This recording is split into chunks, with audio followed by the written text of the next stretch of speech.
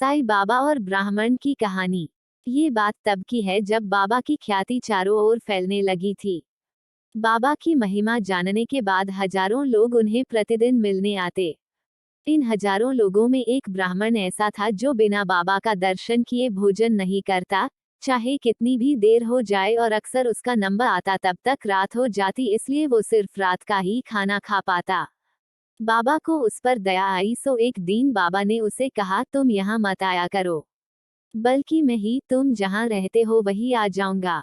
वो खुश हो गया ये जानकर कि बाबा खुद उसके घर आएंगे, तो मैं उनके साथ ही खाना खाऊंगा। अगले दिन वो खाने की थाली सजाकर बाबा की राह देखने लगा।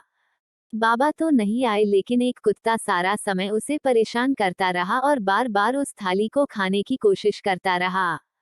कई बार भगाने पर भी जब कुत्ता नहीं जा रहा था, तब गुस्से में ब्राह्मण ने उसे 2-3 डंडे मार दिए।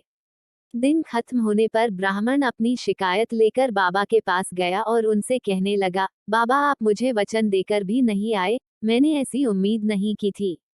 साईं बाबा बोले, मैं तो आया था, लेकिन तुम ही मुझे पहचान नहीं पाए और ऊपर से मुझे डंडे से भी मारा। इतना कहकर बाबा ने अपनी पीठ उसे दिखाई, जिस पर डंडे के निशान साफ देखे जा सकते थे। ब्राह्मण आश्चर्य और पश्चाताप से रोने लगा और साईं बाबा से माफी मांगने लगा। बाबा मुझ अज्ञानी को माफ कर दो, मैं आपको पहचान नहीं सका। ब्राह्मण साईं की मिन्नतें करते हुए बोला, बाबा मुझे बस एक और मौका दो, इस बार मैं आपको निराश नहीं करूंगा। बाबा भी उसकी बात मानते हुए बोले, ठीक है मैं आऊंगा। ब्राह्मण खुश होकर अपने घर लौट आया। अगले दिन फिर से थाली सजाकर वो बाबा का इंतजार करने लगा। इस बार वो किसी कुत्ते के अपने द्वार पर आने की राह देख रहा था, लेकिन उस दिन पता नहीं क्यों उसे एक भी कुत्ता नहीं दिखा। दोपहर हो गई, कुत्ता तो नहीं आया, पर एक बड़ा ही गंदा, कई दिनों से नहाया ही न हो और जिसके शरीर से काफी अंतर पर भी बदबू आती हो, ऐसा भिखारी आया। भिखारी उससे थाली में पड़ा खाना मांगने लगा, पर ब्राह्मण ने उसे देने से मना कर दिया और उसे वहां से जाने के लिए कहा। भिखारी थोड़ी देर वहां खड़े रहने के बाद चला गया।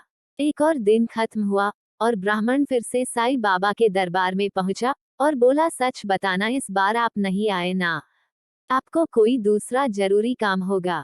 बाबा बोले, मैं आया था और खुद तुमसे वो भोजन भी मांग रहा था, लेकिन तुमने फिर भी मुझे बिना खिलाए ही लौटा दिया। ब्राह्मण ने दिमाग पर थोड़ा जोर दिया तो उसे समझ आया कि वो भिखारी ही बाबा थे।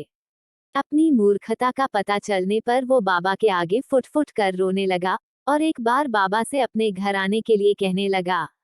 बाबा ने इस बार मना कर दिया और बोले, इसका कोई फायदा नहीं है, मैं आऊंगा और तुम पहले से ठान कर बैठोगे और मुझे कुत्ते या भिखारी में ढूंढोगे।